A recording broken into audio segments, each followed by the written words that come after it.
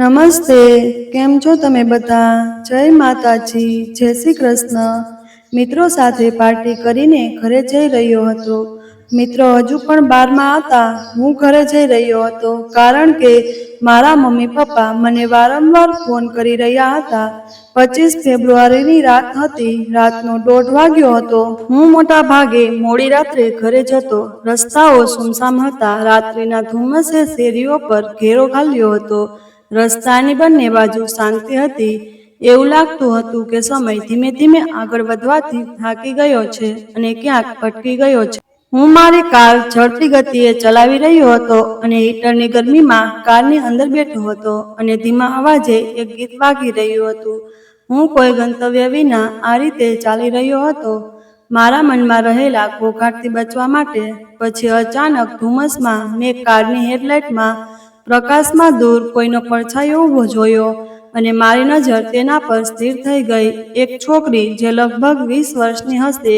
તેણે ગુલાબી રંગનો સૂટ પહેર્યો હતો. તેણે પોતાને સ્કાર્ફથી સારી રીતે ઢાંકી દીધી હતી.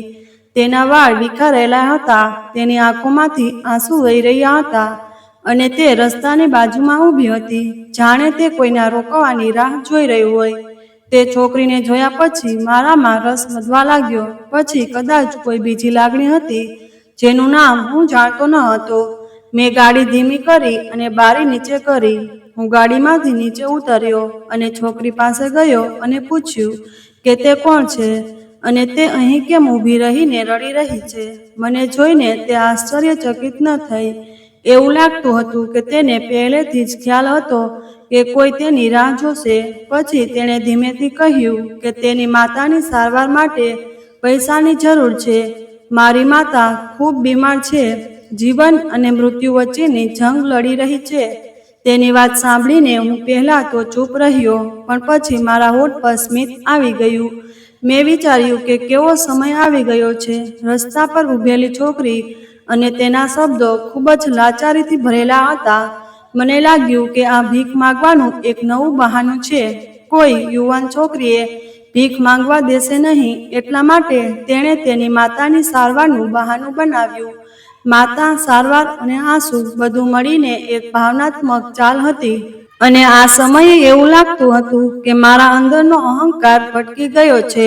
મારો ગર્વ જાગ્યો. મેં હસીને છોકરીને જવાબ આપ્યો, જો આ સાચું હોય, જો તમારી માતા ખરેખર બીમાર છે અને તમને તેની સારવાર માટે પૈસાની જરૂર હોય, તો મને તમારો ડાન્સ બતાવો. જ્યારે મેં આ શબ્દો કહ્યા ત્યારે હું મારી જાતને ખૂબ જ હોશિયાર માની રહ્યો હતો. મને જોયા પછી તે છોકરીએ આંખો મીચી નહીં. તેના બદલે તે સીધી મારી આંખોમાં જોઈ રહી હતી. તેના ચહેરા પર ગુસ્સો કે આશ્ચર્ય ન હતું, ફક્ત એક મૌન હતું જે મોટા સ્મિત કરતાં વધુ શક્તિશાળી હતું. જાણે તે મારી આંખોમાં જોઈ રહી હતી અને કહી રહી હતી કે તું જો કહી રહી છે તે તારી અંદર ગંદકી છે, આ અસભ્ય છે, મારી બહાર નહીં. થોડીવાર પછી તેણે આંખો મીચી અને ફક્ત એટલું જ કહ્યું, ચાલ, હું તારી સાથે જવા તૈયાર છું. હું ક્યાં નાચવા માંગુ છું. તેના શબ્દો સાંભળીને મને આશ્ચર્ય થયું. તેના શબ્દો મારા મોઢા પર થપ્પડ જેવા હતા. ચીસો પાડ્યા વિના કે બૂમો પાડ્યા વિના તેણે મારા ગૌરવને તોડી નાખ્યું. મેં કારનો દરવાજો ખોલ્યો અને શાંતિથી પાછળની સીટ પર બેઠી. ગાડી ફરી ચાલવા લાગી. મેં પાછળના દ્રશ્યના અરીસામાં તેનો ચહેરો જોયો, જ્યાં મને હજુ પણ તેની આંખોમાં આંસુ દેખાતા હતા, પણ કોઈ વિનંતી ન હતી. દયાની કોઈ વિનંતી ન હતી, ફક્ત મૌન હતું. મેં તેની સાથે વાત કરવાનો પ્રયાસ કર્યો. મેં તેને પૂછ્યું કે તમારું નામ શું છે? તો તેણે કહ્યું, હા, મારું નામ સંધ્યા છે. મેં કહ્યું, ઠીક છે, તમે ક્યાં રહો છો? તેણે કહ્યું, ત્યાં જ્યાં મારી મા બીમાર પડી છે. હું તેને કંઈક બીજું પૂછવા માંગતો હતો, પણ મને તેને કંઈ પણ પૂછવું એ એક પ્રકારનું અપ્રામાણિક લાગ્યું. મેં એ જ બારની સામે કાર રોકી જ્યાંથી હું પાર્ટી કરીને ઘરે પાછો ફર્યો હતો. અંદર પ્રકાશ, ઘોંઘાટ, હાસ્ય અને ગુલનો અવાજ હતો અને તે જ દુનિયા હતી જ્યાં હું મારો મોટા ભાગનો સમય વિતાવતો હતો, જ્યાં હું ફક્ત છોકરીઓને નાચતા જોવા, તેમની સુંદરતા જોવા અને દારૂ પીવા માટે આવતો હતો. મેં કહ્યું, બારની અંદર આવ, તમારે અહીં નાચવું પડશે. જ્યારે મેં તેને મજાક ઉડાવતા કહ્યું ત્યારે તે હજી પણ તેના ચહેરાથી મને જવાબ આપી રહી હતી. જાણે કે હું અહીં નાચવા માટે તૈયાર છું, પણ હવે મારા અવાજમાં બહુ તાકાત ન હતી. તે ગાડીમાંથી બહાર નીકળી ઠંડીથી ધ્રુજી રહી હતી, પણ તેના પગલાં જોરથી ચાલતા હતા. હું અંદર પ્રવેશતા જ તેની નજર મારા પર ટકેલી હતી. છોકરાઓના ચહેરા પર હજુ પણ એ જ ક્રૂરતા છે જે તેજસ્વી પ્રકાશમાં છુપાયેલી હોય છે. તે સ્ટેજની નજીક ગઈ અને વાગતા ગીત પર ડાન્સ સ્ટેપ શરૂ કર્યા. મારા મિત્રો હજુ પણ ત્યાં હતા. તે મને પૂછવા લાગ્યા, મિત્ર, આ છોકરી કોણ છે? અને તું હમણાં જ ઘરે ગયો હતો, ખરું ને? હવે તું અચાનક અહીં કેવી રીતે આવ્યો? મેં કહ્યું કે મને ખબર નથી કે તે કોણ છે. તે બિચારી છોકરી રસ્તા પર ઊભી હતી. મેં તેને પૂછ્યું કે શું તે નૃત્ય કરશે, અને તે સંમત થઈ ગઈ. પછી મારા મિત્રો પણ રસથી તેના નૃત્ય જોવા લાગ્યા. તે ખૂબ જ સારી રીતે નાચી રહી હતી, પણ તે એક ઘરેલું નૃત્ય હતું. ઘણી છોકરીઓ ટીવી અભિનેત્રીઓને જોઈને ટીવી સામે નૃત્યનો અભ્યાસ કરે છે. તેનો નૃત્ય પણ કંઈક આવો જ હતો. તેના શરીરમાં એ પ્રવાહ નહોતો જે નૃત્યાંગનામાં નાચતી વખતે હોય છે. તેના પગલાં ખચકાતા હતા, જાણે દરેક પગલું તેને ભૂતકાળના કોઈ દુઃખમાં પાછું લઈ જઈ રહ્યું હોય. છોકરાઓ તેને જોઈને તાળીઓ પાડી રહ્યા હતા, સીટી વગાડી રહ્યા હતા. તેઓ તેના વિશે ખોટી વાતો કરી રહ્યા હતા. તેમાંથી કેટલાકે તો તેના પર નોટો ફેંકવાનું શરૂ કર્યું, અને કેટલાક તેની નજીક ગયા અને નાચવા લાગ્યા, પણ તે તેમનાથી દૂર રહી હતી. એવું લાગતું હતું કે તે લાચાર છે, પણ હું મારા બંને હાથ જોડીને સતત તેને જોતો રહ્યો. મારી અંદર એક પ્રશ્ન ઊભો થયો, થોડી બેચેની, થોડી લાગણી જે મેં વર્ષોથી દબાવી રાખી હતી. મને એવું લાગ્યું કે જાણે કોઈ નૃત્ય કરતી છોકરી નહીં, પણ મારો પોતાનો અંતરાત્મા મારી સામે ચાલી રહ્યો હતો. નૃત્ય સમાપ્ત થયું, પણ તે ચૂપચાપ સ્ટેજ પરથી નીચે આવી અને જમીન પર પડેલી બધી નોટો ઉપાડવા લાગી અને મારી તરફ જોયા વિના જ બહાર નીકળી ગઈ. હું ઝડપથી તેની પાછળ ગયો અને તેને બોલાવી, અને તેણે મારી તરફ જોયું. મેં કહ્યું, તું જૂઠું બોલી રહી છે. તારી માતા બીમાર છે, અને તું પોતે જ કહેતી હતી કે તારી માતા જીવન અને મૃત્યુ વચ્ચેની લડાઈ લડી રહી છે. આનો અર્થ એ થયો કે તે ખૂબ બીમાર છે. કોઈ પણ દીકરી આવા પ્રસંગે નાચે નહીં. તે આ બધું પૈસા માટે કર્યું છે. તેના પગલાં જે અત્યાર સુધી ભારે વહન કરી રહ્યા હતા, અચાનક થંભી ગયા. તેણે ધીમે ધીમે માથું ફેરવ્યું અને મારી તરફ જોયું, અને તેની આંખોમાં એવી ભેજ નહોતી જેવી હાર માનનારા લોકોની આંખોમાં હોય. એક વિચિત્ર પ્રકારની ભેજ હતી, જાણે કે તે આંસુ નહીં, પણ એક પ્રશ્ન હોય. તેની આંખોમાં આંસુ મને કેટલાક પ્રશ્નો પૂછી રહ્યા હતા, જે હું જાણવા માંગતો ન હતો. ભલે હું તેમને જાણતો હતો. તેનો અવાજ ધ્રુજતો હતો, પણ તેના શબ્દોમાં કોઈ વિનંતી નહોતી, ફક્ત થોડો દુખાવો હતો. તેણે કહ્યું, સાહેબ, મારી માતા ખરેખર બીમાર છે. તેના ગળામાં ગાંઠ છે, જેના કારણે તે પીડાથી પીડાઈ રહી છે. જો તમને વિશ્વાસ ન આવે તો તમે મારા ઘરે આવીને જોઈ શકો છો. તેના શબ્દો સાંભળીને મને એવું લાગ્યું કે મારી અંદર કંઈક બંધ થઈ ગયું છે, જાણે હૃદયના ધબકારા એક જગ્યાએ ઊભા રહી ગયા હોય. પણ તેના અભિનય શાનદાર હતો.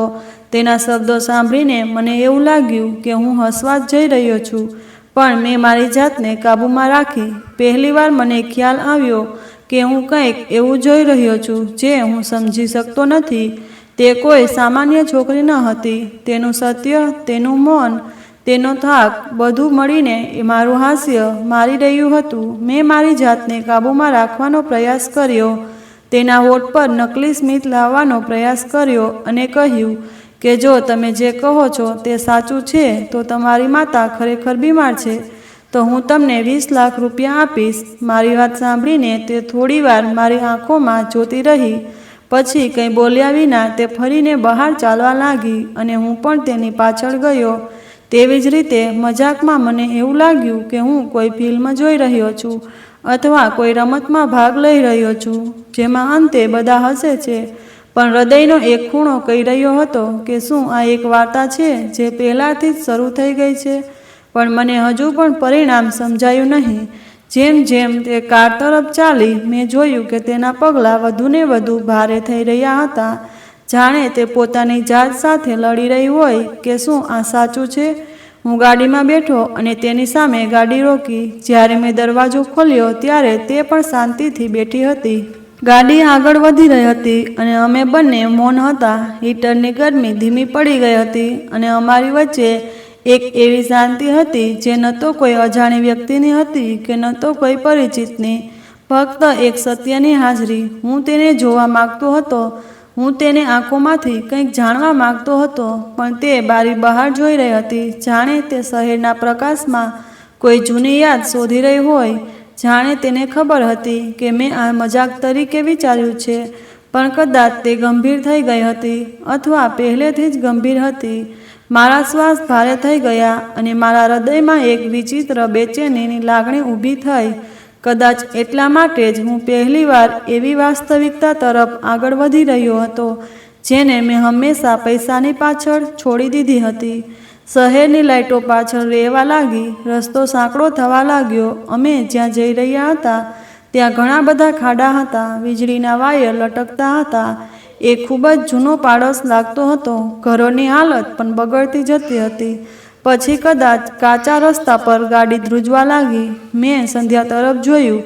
તેના ચહેરા પર કોઈ ડર કે ભય ન હતો કે કોઈ ગભરાટ ન હતો, જાણે તે વર્ષોથી આ રસ્તે ચાલી રહી હોય. પછી અમે એક નાના અને કાચા ઘર સામે રોકાયા.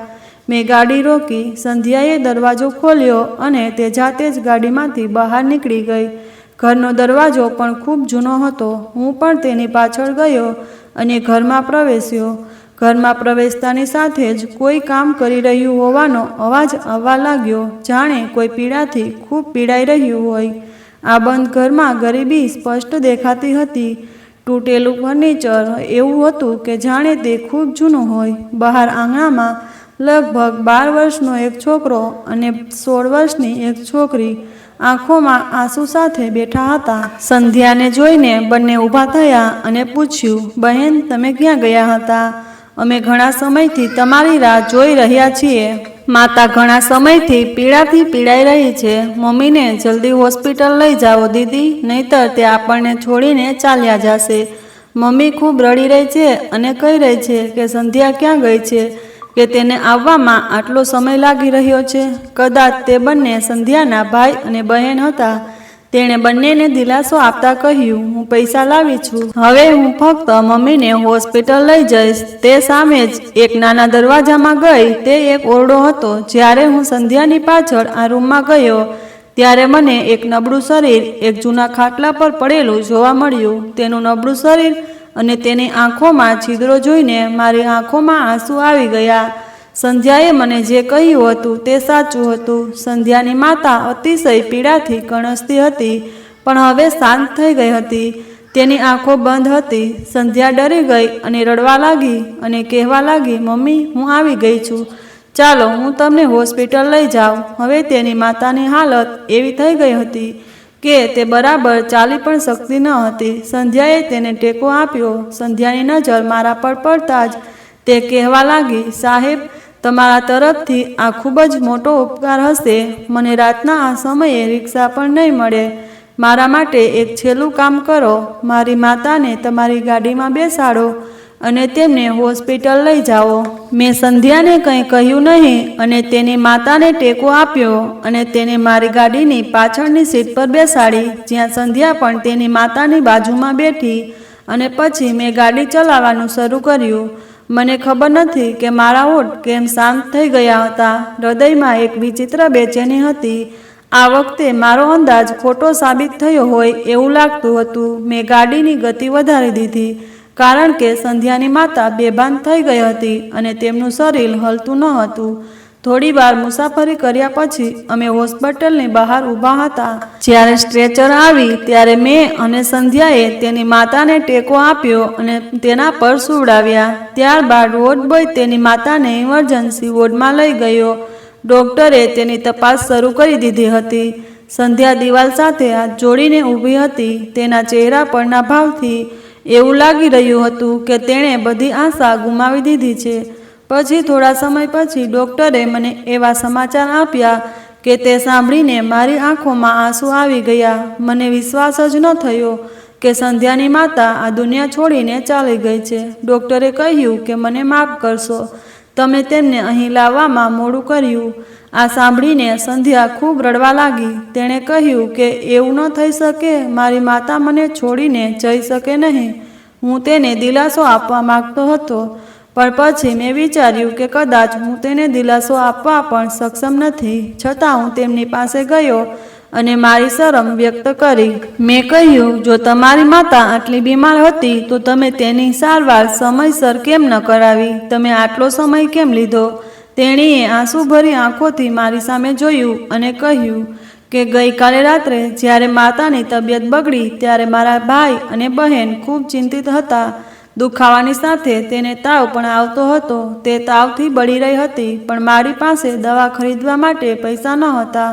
હું નજીકના મેડિકલ સ્ટોરમાં ગઈ અને તેમને કહેવા લાગી કે ભૈયા, કૃપા કરીને મને મારી માતા માટે દવા આપો. હું કાલ સુધીમાં પૈસાની વ્યવસ્થા કરીને તમને આપીશ. પણ તેને મારી સામે એવી રીતે જોયું જાણે તે કોઈ બીજી કિંમત માગતો હોય. હું ત્યાંથી ભાગી ગઈ. મારી માતાનું શરીર આખી રાત તાવથી બળતું રહ્યું અને પીડાથી પીડાતું રહ્યું. મારી બહેને તેને પાણી પીવા આપ્યું, પણ તેનો કોઈ ફાયદો થયો નહીં. સવારે તેની તબિયત વધુ બગડવા લાગી. હું આખો દિવસ લોકો પાસે મદદ માગતી ભટકતી રહી, પણ કોઈએ મને મદદ ન કરી. અને હવે જુઓ, જ્યારે પૈસાની વ્યવસ્થા થઈ ત્યારે મારી માતા મને છોડીને ચાલી ગઈ. આ ગરીબીએ મારા પિતાનો જીવ લઈ લીધો હતો અને હવે તેણે મારી માતાનો પણ જીવ લઈ લીધો હતો. પહેલેથી તે થોડી વાર રડી, પછી તેણે ફરી વાત શરૂ કરી અને કહ્યું કે મારા પિતા પણ મને બાળપણમાં છોડીને ચાલ્યા ગયા. મારી માતા લોકોના ઘરે કામ કરતી હતી. મેં લોકોની વાત સાંભળી અને તેમના ટોણા સહન કર્યા. લોકોના ઘરમાં નાની મોટી નોકરીઓ કરી, કપડાં ધોયા, વાસણ ધોયા, પણ તેને ક્યારેય અમને દરવાજા પર ભીખ માંગવા મોકલ્યા નહીં. પણ આજે મારી માતાની બીમારીએ મને ક્યાં રસ્તે લઈ જઈ. મેં સંધ્યાની આંખો તરફ જોયું. હવે તેમનામાં પ્રકાશ હતો. તમે પણ ખાલી નહોતી. એવું લાગતું હતું કે એ આંખોએ કોઈ સ્વપ્ન જોયું નથી, ફક્ત હકીકતો જ ગણાય છે. હોસ્પિટલના લોકોએ સંધ્યાની માતાનો મૃતદેહ અમને સોંપી દીધો હતો. અમે તેમને ઘરે લાવ્યા ત્યાં સુધીમાં સવાર થઈ ગઈ હતી. મારો મોબાઈલ વારંવાર વાગી રહ્યો હતો. મને ઘરેથી ફોન આવી રહ્યા હતા. આજે હું આખી રાત જાગ્યો હતો. હું ઘરની બહાર હતો, એટલા માટે મારા માતા પિતા મારા વિશે ચિંતિત હતા. પણ મેં તેમને કોઈ જવાબ ન આપ્યો અને શાંતિથી મારો મોબાઈલ સાયલેન્ટ મોડ પર રાખ્યો. તેઓ મને ફોન કરતા રહ્યા, પણ મેં તેમને કહ્યું નહીં કે હું ક્યાં છું. પછી સંધ્યાની માતાના મૃતદેહને એમ્બ્યુલન્સમાં મૂકીને તેના ઘરે લાવવામાં આવ્યો. તેની માતાના સ્વસ્થ થવાની રાહ જોઈને બેઠેલા તેના ભાઈ બહેનોએ કાબુ ગુમાવ્યો અને એમ્બ્યુલન્સમાં માતાના મૃતદેહને આવતા જોઈને જોરથી રડવા લાગ્યા. તે પોતાની બહેન અને ભાઈની સંભાળ રાખતી હતી. તે પોતાના ભાઈ અને બહેનના આંસુ લૂછવા માટે પોતાના આંસુ રોકતી હતી અને તેમને વારંવાર કહેતી હતી કે તે તેમની સાથે છે. જે રીતે પપ્પા અમને છોડીને ગયા, તેથી માતા સહારો બની હતી. આ જ રીતે માતા અમને છોડીને ગઈ, તો હવે હું તમારો સહારો બનીશ. મને ખબર નથી કે તેનું દુઃખ જોઈને મારું હૃદય કેમ દુઃખી થઈ ગયું હતું. હું એવો ન હતો. હું એક એવો વ્યક્તિ હતો જે મારા ઘરમાં રહેતો હતો. મેં ક્યારેય બીજાના દુઃખને દુઃખ તરીકે અનુભવ્યું નહીં. તો પછી આજે મને સંધ્યાનું દુઃખ આટલું તીવ્ર કેમ લાગ્યું? જો કે તેની સાથે કોઈ સંબંધ નહોતો. મને તેને મળ્યાને 24 કલાક પણ થયા ન હતા. તો પછી હું તેમની ચિંતા કેમ કરી રહ્યો હતો? તેનો ઉદાસ ચહેરો મારા મનને કેમ ખલેલ પહોંચાડી રહ્યો હતો? મેં સંધ્યાની માતાના અંતિમ સંસ્કાર પણ કરાવ્યા. હું તેની માતાના અગ્નિ સંસ્કાર પહેલાં ત્યાંથી જઈ રહ્યો હતો જ્યારે સંધ્યાએ મને ફોન કરીને કહ્યું, સાહેબ, તમે મને ખૂબ મદદ કરી છે. હવે કૃપા કરીને છેલ્લી વાર મને મદદ કરો. કૃપા કરીને માતાના મૃતદેહને ખભો આપો. પછી તેના ભાઈ અને બહેન સાથે મેં તેની માતાને પણ મારા ખભા પર ઉપાડી. વાસ્તવમાં લોકોનું કોઈ નથી. મને આજે આ વાતની ખબર પડી. મેં મારું આખું જીવન જૂઠાણા, ચાલાકી, ધંધો અને નફામાં વિતાવ્યું હતું. મેં લોકોને ખરીદવા અને વેચવાની કળા શીખી હતી, પણ આજે પહેલીવાર હું કોઈ વ્યક્તિના સત્ય સામે લાચાર બનીને ઊભો રહ્યો. મારા હાથ પગ ધ્રુજતા હતા. મારા જેવા માણસો હંમેશા મોટા શબ્દો બોલે છે, પણ જ્યારે હૃદય દુભાય છે ત્યારે શબ્દો નિષ્ફળ જાય છે. તેની માતાની ચિતા બળી ગયા પછી સંધ્યા અને તેના ભાઈ અને બહેન સ્મશાન ભૂમિ પર બેઠા હતા અને લાંબા સમય સુધી રડ્યા હતા. મેં જોયું કે તેના ભાઈ અને બહેનના માથાને સ્પર્શી રહી હતી.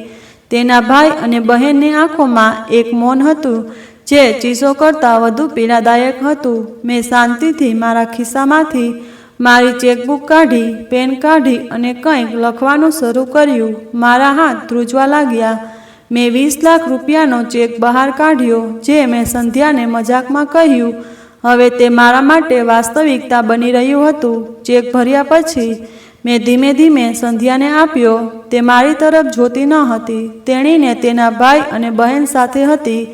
મેં ચેક તેની સામે મૂક્યો. પછી તેણે ધીમેથી ચેક તરફ જોયું. તેને સીધી મારી આંખોમાં જોયું અને કહ્યું, આ મારી માતાના મૃત્યુની કિંમત છે કે મારા સન્માનની? જાણે તેના પ્રશ્ને મારા શરીરને બહેરા કરી દીધું હતું. હું કંઈક કહેવા માંગતો હતો, પણ શબ્દો મને ટેકો આપતા ન હતા. કદાચ આને જ શરમ કહેવાય છે, જે શબ્દોને સળગાવી દે છે. મેં મારી નજર નીચી કરી. હવે હું એ છોકરો રહ્યો નથી જે શહેરના સૌથી મોટા ઉદ્યોગપતિના દીકરા તરીકે જાણીતો હતો. હવે હું ગુનેગાર હતો. તે સમયનો ગુનેગાર, જ્યારે મેં આ છોકરીને બધાની સામે તમાશો તરીકે ગણી હતી. સંધ્યાએ ચેક ઉપાડ્યો અને પાછો જમીન પર મૂકી દીધો. તેના ભાઈ બહેનો પણ આ બધું જોઈ રહ્યા હતા. આનો સ્પષ્ટ અર્થ એ હતો કે તેણે ચેક સ્વીકારવાનો ઇનકાર કરી દીધો હતો. મને મારા જીવનમાં પહેલીવાર ખૂબ શરમ આવી.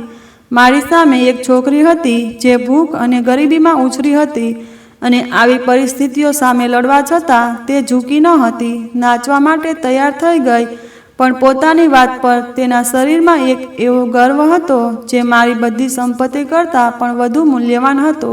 મેં બાળપણથી શીખ્યું હતું કે સંપત્તિ સાથે આદર આવે છે. આજે મને ખબર પડી કે જ્યારે વ્યક્તિ પોતાની લાચારીમાં પણ ન ઝૂકે, તે પોતાને વેચતો નથી, ત્યારે આદર જન્મે છે. થોડા સમય પછી સંધ્યા ચૂપચાપ તેના ભાઈ અને બહેનને લઈને તેના ઘરે ગઈ. હું મારી જગ્યાએ ચૂપચાપ ઊભો રહ્યો અને તેને જોતો રહ્યો. તે હવે એકલી પડી ગઈ હતી, પણ તે હજુ પણ કોઈની મદદ માગતી ન હતી. ન તો મારી પાસેથી કે ન તો દુનિયા પાસેથી. તે બધું જાતે કરવા માંગતી હતી. પછી હું મારા ઘરે પાછો આવ્યો. આજે મારી હાલત ખૂબ જ ખરાબ હતી. હું જે પહેલાં હસતા હસતા ઘરમાં પ્રવેશતો હતો, તે બધા નોકરોને પોતાના કામમાં રાખતો હતો, આજે મારું મન અને મારું શરીર શાંત હતું. મારા માતા પિતા મારા વિશે ચિંતિત થવા લાગ્યા. તે મને ઘણા પ્રશ્નો પૂછવા લાગ્યા, જેમ કે તું આખી રાત ક્યાં હતો? તું ઘરે કેમ ન આવ્યો? તારી હાલત આટલી ખરાબ કેમ થઈ રહી છે? તું ફોન કેમ ન ઉપાડ્યો? વગેરે વગેરે. અને હું ચૂપ રહ્યો. મારામાં તેને જવાબ આપવાની હિંમત ન હતી. મેં કહ્યું કે હું મારા રૂમમાં જાઉં છું. કૃપા કરીને મને કોઈ પ્રશ્ન ન પૂછો. હું બિલકુલ ઠીક છું. હું સીધો મારા રૂમમાં આવ્યો. મેં મારો શર્ટ કાઢીને પલંગ પર ફેંકી દીધો. ઘડિયાળ અને મોબાઈલ પલંગ પર મૂક્યા.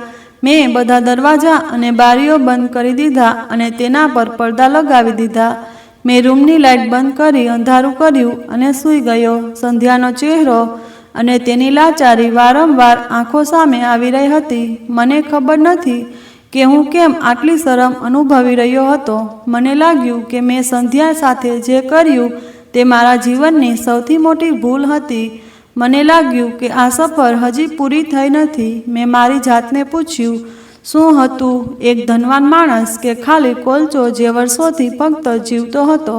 બીજાના દુઃખથી મને દુઃખ કેમ ન થયું? આજે જ્યારે મેં સંધ્યાનું દુઃખ જોયું, ત્યારે મને આટલું દુઃખ કેમ થયું? હું પાછા આવતા પહેલાં સંધ્યાને એક વચન આપવા માગતો હતો. શું મારે તેને ટેકો આપવો જોઈએ? પણ મારામાં હિંમત નહોતી રહી. હું ઈચ્છતો હતો કે તે મને સમજે. પછી હું આ બધું વિચારતો સૂઈ ગયો. મને ખબર નથી કે ક્યારે મને ઊંઘ આવી ગઈ. મને શાંતિથી ઊંઘ આવી. રાત્રે જ્યારે હું જાગ્યો ત્યારે મારા રૂમમાં સંપૂર્ણપણે અંધારું હતું, જે મારા પોતાના કામનું પરિણામ હતું. મેં લાઇટ ચાલુ કરી ફ્રેશ થઈને મારા માતા પિતા પાસે ગયો, જેઓ રાત્રિ ભોજન માટે મારી રાહ જોઈ રહ્યા હતા. મને જોઈને તેણે પૂછ્યું, તને શું થયું છે? તું આજે એકદમ બદલાયેલો દેખાય છે. તું ક્યાં ગયો હતો? મેં તેને નરમ શબ્દમાં કહ્યું કે તારો દીકરો ઘણો બદલાઈ ગયો છે. તમે લોકો હંમેશા કહેતા હતા કે તારે પોતાને સુધારવો જોઈએ, ખોટા કામ કરવાનું બંધ કરવું જોઈએ, તારું હૃદય નરમ રાખ, તારો ગુસ્સો ઓછો રાખ, લોકોની સમસ્યાઓ સમજ. બસ એટલું સમજો કે તમારા દીકરાએ હવે તે બધા ગુણો પ્રાપ્ત કરી લીધા છે. મારી મમ્મીએ મારી તરફ ધ્યાનથી જોયું અને કહ્યું, દીકરા, તું કઈ પ્રકારની વાતો કરે છે? મેં મમ્મીને કહ્યું, હું બિલકુલ સાચું કહું છું. તમે લોકો મારી ચિંતા ન કરો, હું બિલકુલ ઠીક છું. તમારું ભોજન લો. મારા માતા પિતા મારી વાતથી આશ્ચર્યચકિત થઈ ગયા. બીજા દિવસે હું ફરીથી સંધ્યાના ઘરે ગયો. હું હજુ પણ ખચકાટ અનુભવતો હતો.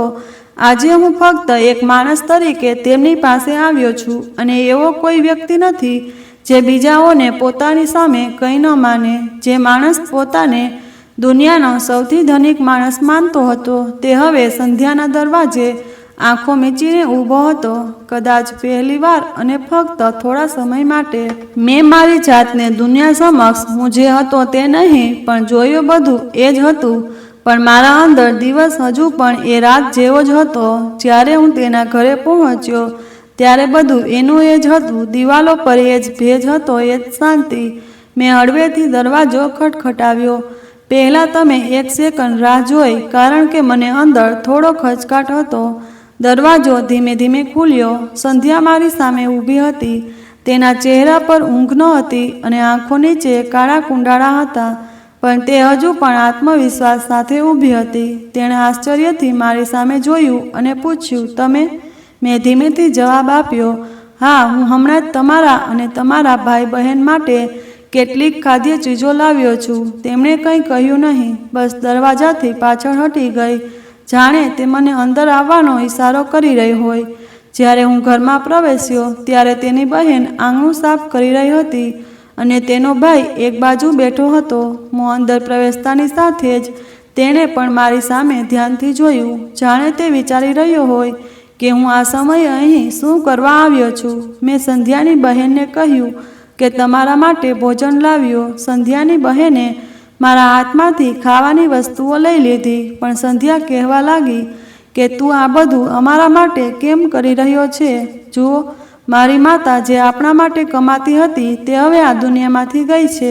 હવે હું તમારી માતા છું. જો હું કંઈક કરીશ.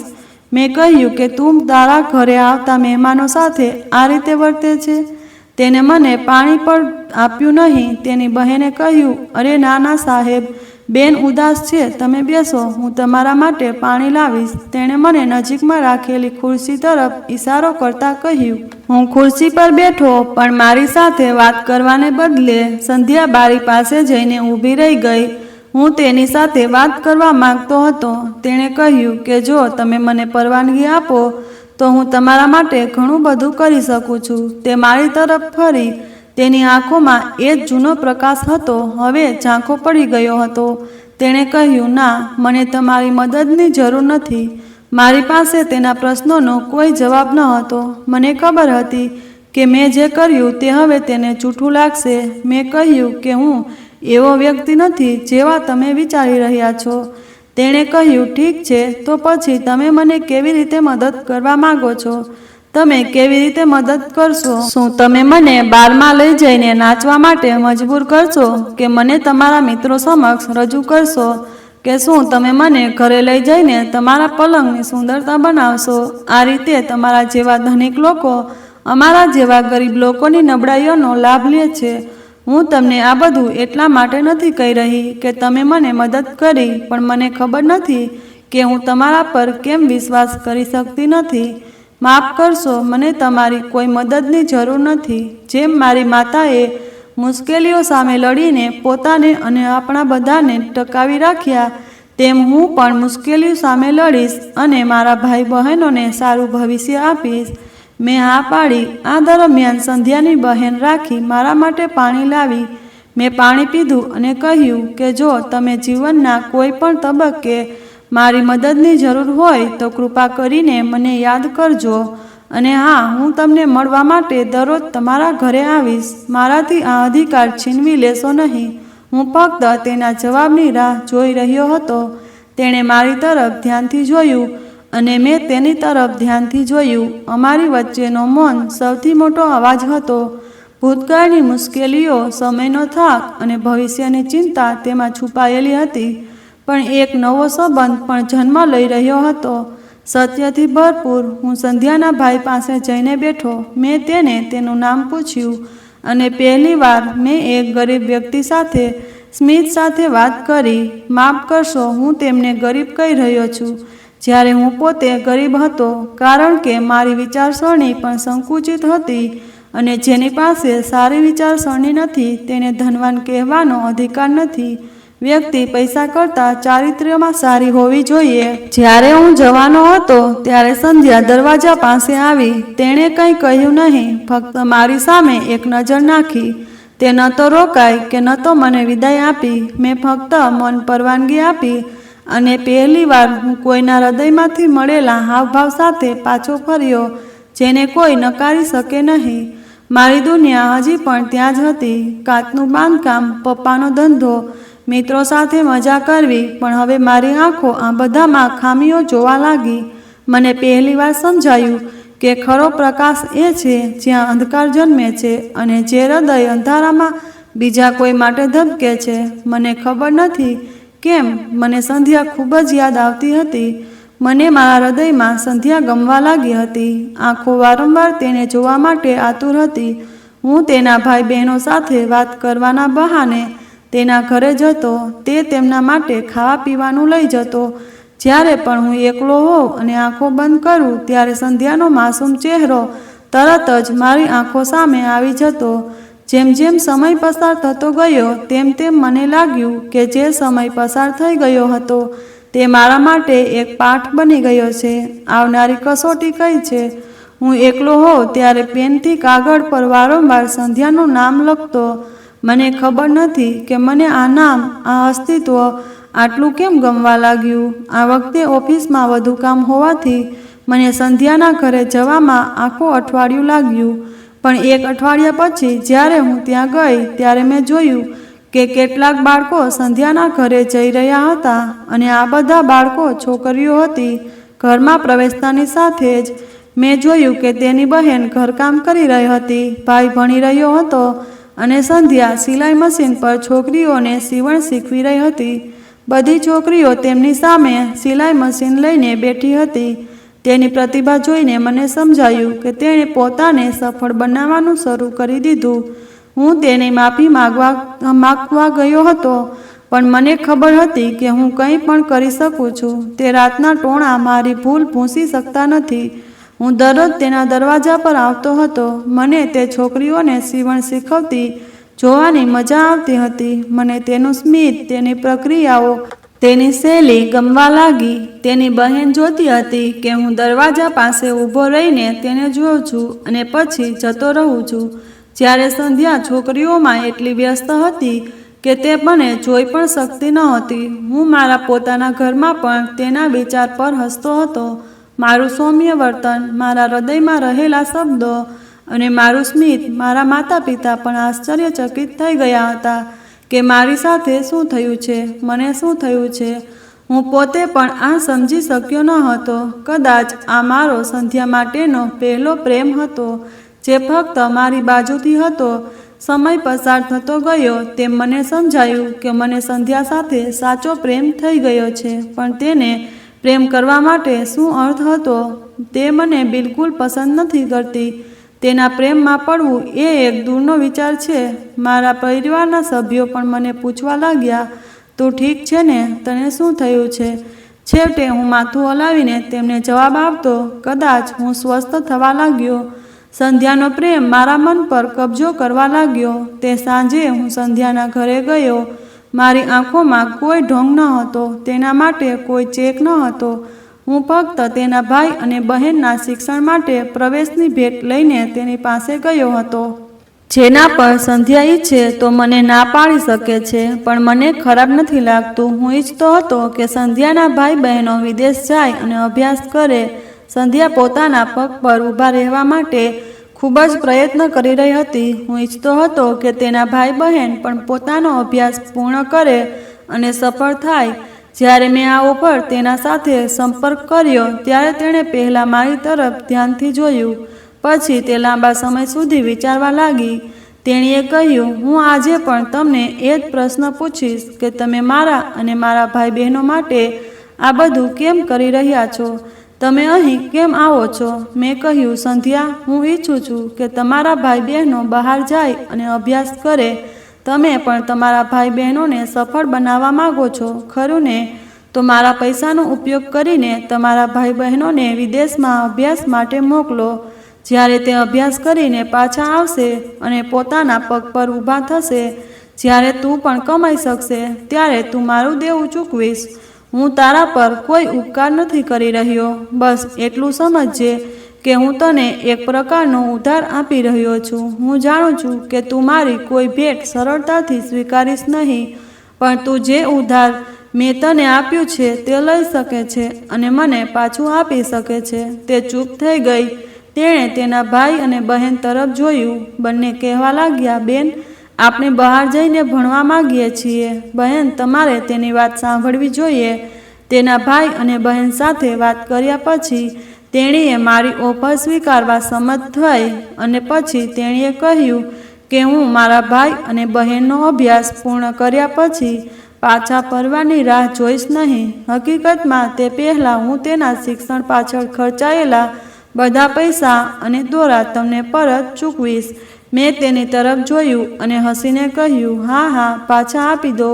લગભગ 3 મહિના પછી મેં સંધ્યાના ભાઈ અને બહેનના બહાર અભ્યાસની વ્યવસ્થા કરી હતી. બંનેને પોતાની જવાબદારી પર અભ્યાસ માટે બહાર મોકલવામાં આવ્યા હતા, પણ અહીં સંધ્યા ઘરમાં એકલી રહી ગઈ હતી.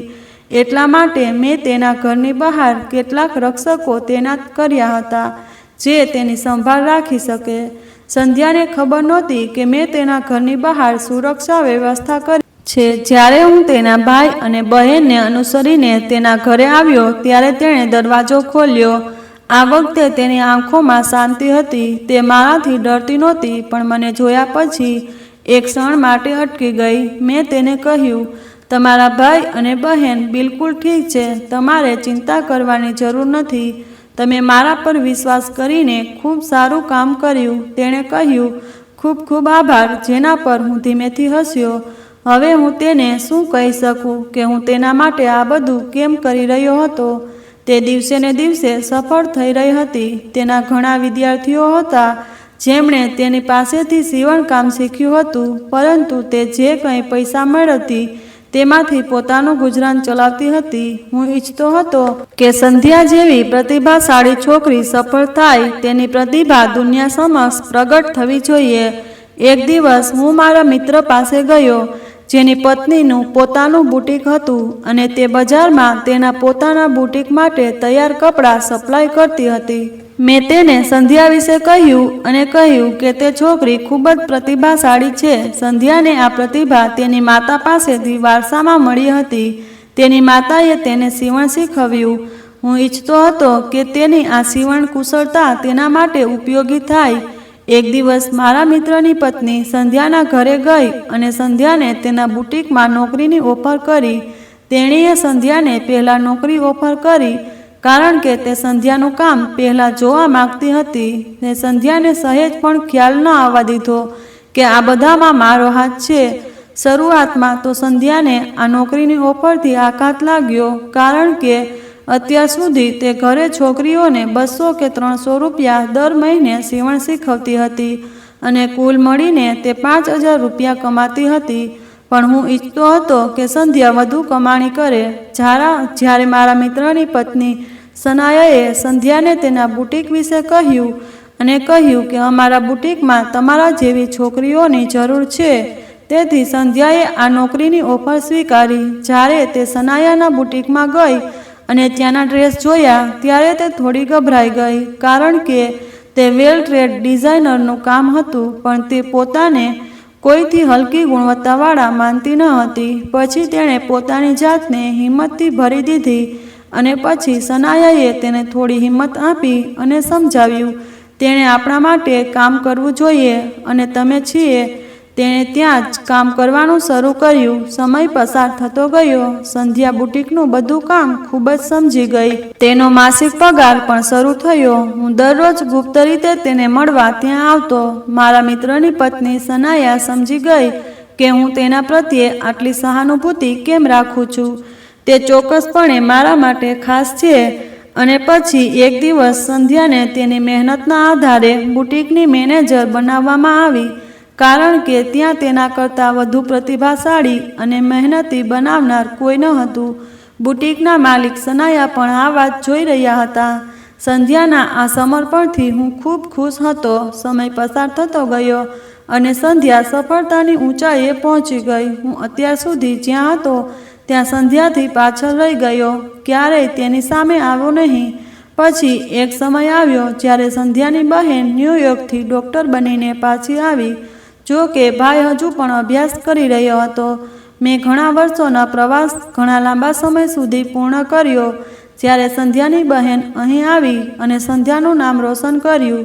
હવે સંધ્યા સારી કમાણી કરવા લાગી હતી. પરંતુ આશ્ચર્યજનક વાત એ હતી કે તે હજુ પણ ઘણા વર્ષો પહેલાં મેં જે કહ્યું હતું તે ભૂલી ન હતી. મારું ઋણ જે તે હજુ પણ ચૂકવવા માગતી હતી. આજે પણ મારા દિલમાં સંધ્યા માટે ખૂબ જ આદર હતો.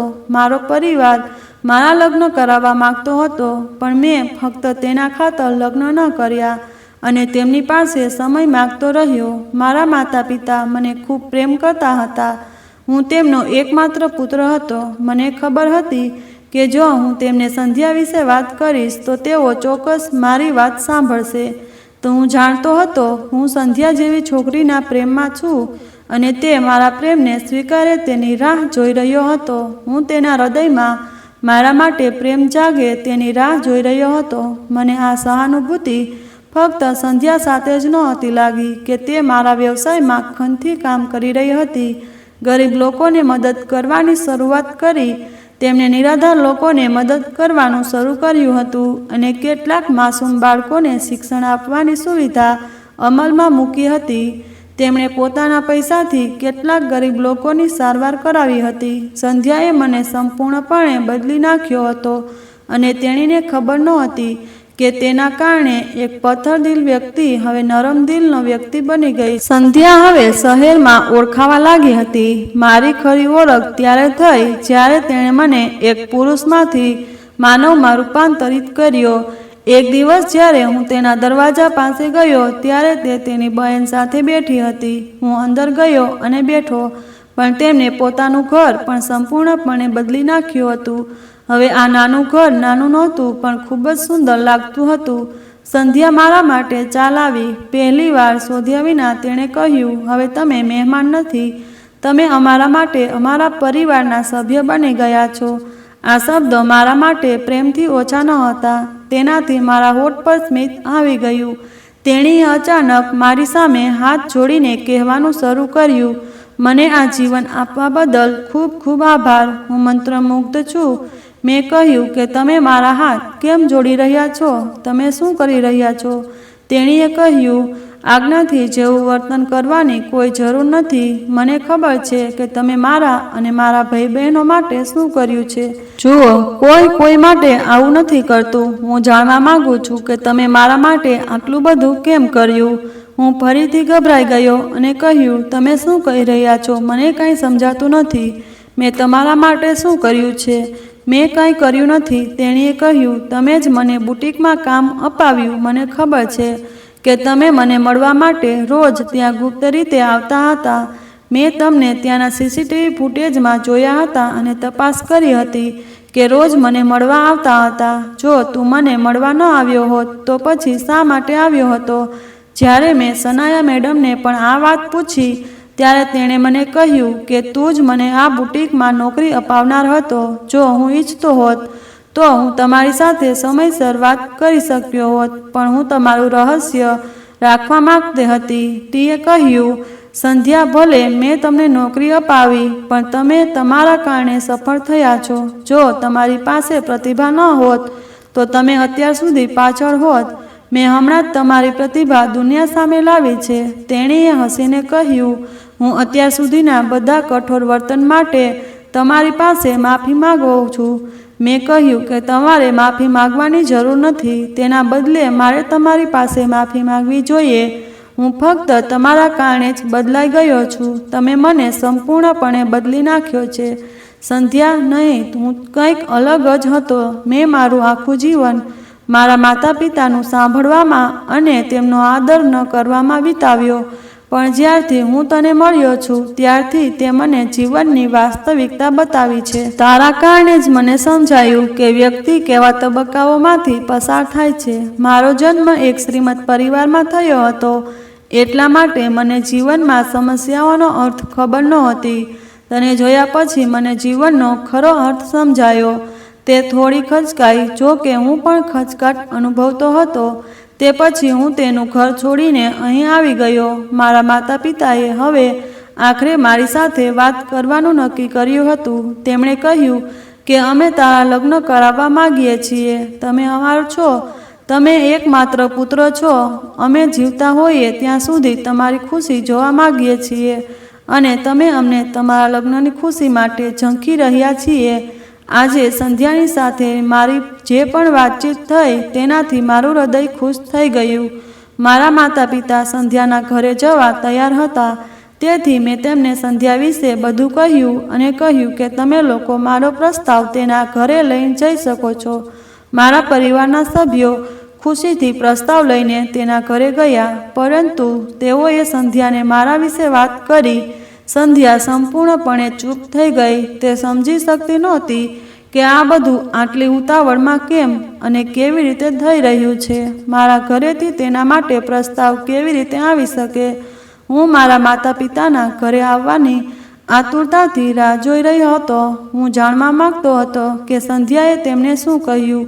મને 99% આશા હતી કે સંધ્યા મારી સાથે લગ્ન કરવા માટે સંમત થશે, પરંતુ જ્યારે મારા માતા પિતાએ મને કહ્યું કે તેણીએ અમને કોઈ જવાબ આપ્યો નહીં. તેણીએ કહ્યું કે તેના વિશે વિચારશે અને પછી અમને કહેશે. આ સાંભળીને મારું હૃદય તૂટી ગયું. હું જે ખુશી અનુભવી રહ્યો હતો, મારી હૃદયની બધી ખુશીઓ સમાપ્ત થઈ ગઈ. તે ગઈ હતી. મારા હૃદયનો એક ભાગ કહી રહ્યો હતો કે સંધ્યા વિશે આટલું બધું વિચારવાનો શું ફાયદો છે, અને બીજી બાજુ એવું કહી રહ્યો હતો કે તે ખૂબ જ સ્વતંત્ર છોકરી છે. તે બીજાઓની મદદ કે ઉપકાર આટલી સરળતાથી લેતી નથી. જે છોકરી પોતાના પર વિશ્વાસ રાખે તે પોતાનો રસ્તો જાતે પસંદ કરે છે. હું દુઃખી હતો અને તે દિવસ પછી સંધ્યાના ઘરેથી કોઈ જવાબ ન આવ્યો. 2 દિવસ વીતી ગયા હતા. હવે મેં આશા છોડી દીધી હતી કે સંધ્યા મારી સાથે લગ્ન કરશે. પણ થોડા દિવસો પછી સંધ્યા મને મળવા મારી ઓફિસમાં આવી. તેને જોઈને મને આશ્ચર્ય થયું. તેણીએ કહ્યું કે હું તમારી સાથે એક મહત્વપૂર્ણ વાત કરવા આવી છું. મેં કહ્યું કે હું ઘણા દિવસોથી તમારી રાહ જોઈ રહ્યો હતો. તેણીએ કહ્યું કે ખરેખર હું તમારી સાથે લગ્ન કરવા તૈયાર છું, પણ હું મારા ભાઈ અને બહેનને કારણે લાચાર છું. મને ખબર છે કે હું ઘણી મોટી થઈ ગઈ છું. મારા ભાઈ અને બહેન પણ હવે મોટા થઈ ગયા છે, પણ હું તેમને લાચાર અને એકલા છોડી શકતી નથી. તેમની જવાબદારી મારા પર છે. માતાના મૃત્યુ પછી મેં મારી જાતને વચન આપ્યું હતું કે હું તેમને ક્યારેય એકલા નહીં છોડું. મેં કહ્યું હતું કે હું તમારી નબળાઈ સારી રીતે જાણું છું, પણ ચિંતા ના કરો, તમારા ભાઈ બહેનો હવે મારી જવાબદારી છે અને હું મારી જવાબદારીમાંથી ક્યારેય પાછળ હટીશ નહીં. શું આપણે બંને મળીને તેમને સફળ ન બનાવી શકીએ? શું આપણે બંને મળીને તેમની જવાબદારી ન લઈ શકીએ? જેના પર તેણે હસીને કહ્યું કે ખૂબ ખૂબ આભાર. ત્યારબાદ સંધ્યા અને મારા લગ્ન ખૂબ જ ધામધૂમથી થયા. તેના ભાઈ બહેનોએ પણ અમારા લગ્નમાં હાજરી આપી. સંધ્યા અને મારો પ્રેમ એકબીજા માટે એક ઉદાહરણ બની ગયો. મને સમજાયું કે ક્યારેય સંબંધોને શબ્દોની જરૂર હોતી નથી. તે ફક્ત એક ક્ષણ સત્ય બલિદાન દ્વારા બનાવવામાં આવે છે અને અમે તે ક્ષણ જીવી છે. સંધ્યાએ પહેલીવાર મને વચન આપ્યું હતું કે મારી માતાના મૃત્યુની કિંમત ચૂકવાઈ ગઈ છે. સાહેબ, હવે સમય આવી ગયો છે કે આપણે સાથે જીવન વિતાવીએ. મેં તેને કહ્યું કે હવે તમે મારી પત્ની બની ગયા છો. મને સાહેબ કહેવાનું બંધ કરો. હવે તે મને પ્રકાશજી કહે છે અને અમે બંને એકબીજાના બંધનમાં બંધાયેલા હતા. અમારી વચ્ચે કોઈ અંતર ન હતું. અમે બંને એકબીજાના દીવામાંથી બનેલા પ્રકાશ સાથે જીવવા માંગતા હતા. સંધ્યા કોઈ સામાન્ય છોકરી ન હતી. તેને પુરુષના હૃદયને પુનર્જીવિત કરવાનો અધિકાર હતો અને સંધ્યાએ તે અધિકાર પૂર્ણ કર્યો. આ વાર્તા એક ક્ષણ હતી જેણે મને બદલી નાખ્યો. એક ક્ષણ જે અકસ્માત હતી પણ એક ભેટ બની ગઈ. જે છોકરીને હું તમાશો બનાવતો હતો તે મારા જીવનનો ભાગ બની ગઈ. સંધ્યા હવે મારા જીવનનો એક ભાગ છે જ્યાં માનવતાએ પોતાની આંખો ખોલી હતી. મૃત્યુની કિંમત ચૂકવી દેવામાં આવી હતી. હવે હું ખુશ છું. મારી પત્ની સાથે ખૂબ ખુશ છું. અમે બંને સાથે મળીને તેના ભાઈ બહેનોની સંભાળ રાખીએ છીએ. મારી પત્ની એક આત્મનિર્ભર મહિલા છે. મિત્રો, મને આશા છે કે તમને અમારી આ વાર્તા ગમી હશે. જો તમને વાર્તા ગમી હોય તો લાઈક કરો. ચેનલ પર નવા હોય તો ચેનલને સબસ્ક્રાઈબ કરો અને હા, સૂચના ઘંટડી દબાવો જેથી તમને આગળની અપડેટ પહેલા મળે. જય માતાજી, જય શ્રી કૃષ્ણ. ધન્યવાદ.